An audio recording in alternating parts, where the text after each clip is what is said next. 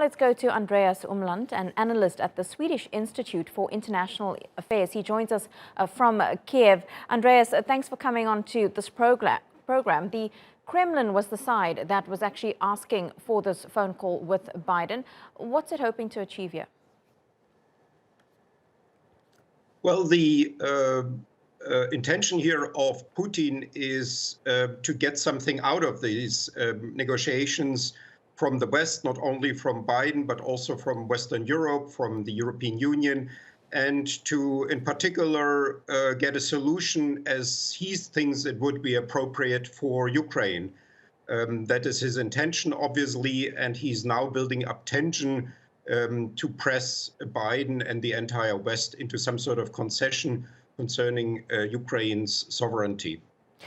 But the issue of Ukraine and the possible invasion again of that country will obviously be looked at very differently from both sides here. Both have very definite red lines. And they did speak earlier this month, Biden and Putin, on the 7th of December.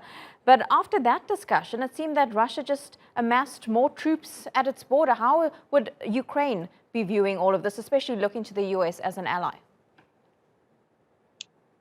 Well, people in Ukraine are obviously worried, although oddly, I would say the nervousness is here, I would say, somewhat lower than in the West, because people have gotten used to these kind of threats during the last 8 years. So what Putin apparently wants is some sort of new sphere of influence, a reconstitution of a sort of imperial realm, not perhaps the recreation of the Tsarist Empire or the Soviet Empire, but again, some sort of new empire. And the Ukrainians hope that the West will not cave in and that the West will support Ukraine in this confrontation, and also that Turkey, for instance, will support Ukraine in this confrontation. Andreas, the West, though, in the past, and even Turkey, has actually backed Ukraine. Nobody wants to see this escalate into an actual invasion.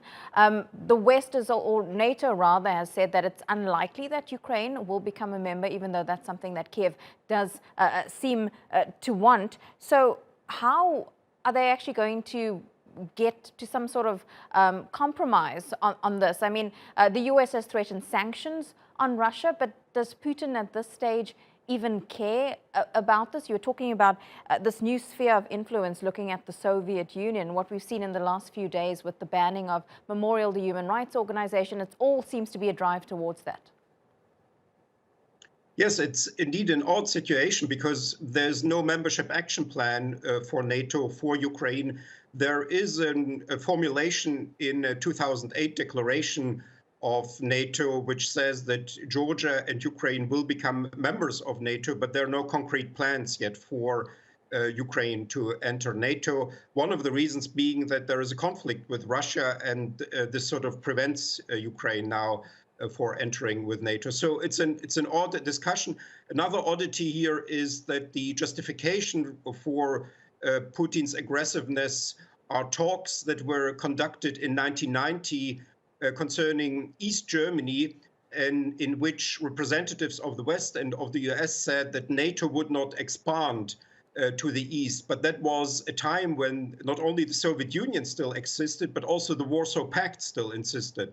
So these were statements that were clearly meant only to for Eastern Germany and not actually for Eastern Europe.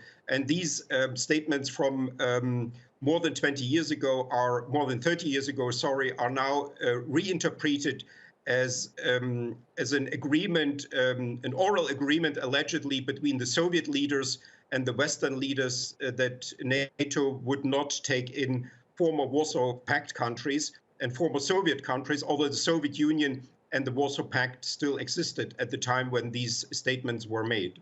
And it's interesting how the past is really being used to try and further another agenda from both sides. How do you think these discussions between the US and Russia will be viewed by the EU and by NATO, especially when in the next few weeks we're going to be seeing Russia speaking to all of them?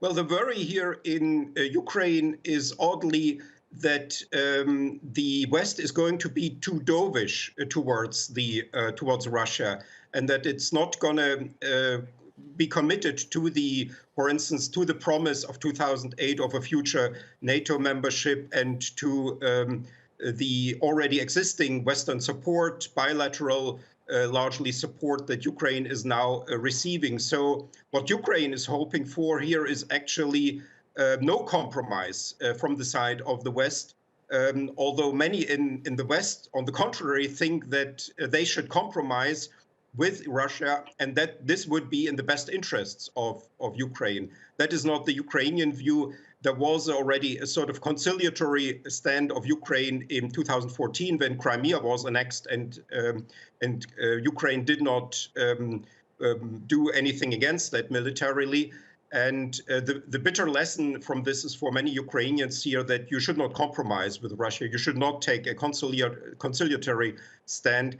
And that's why now many Ukrainians are fearing that especially West European countries, which are in general more pacifist, I would say, will go for some sort of, or will press for some sort of compromise with Russia. For instance, for excluding a future NATO membership for Ukraine. It's going to be very interesting to see how these talks play out. Andreas Umland, thank you so much.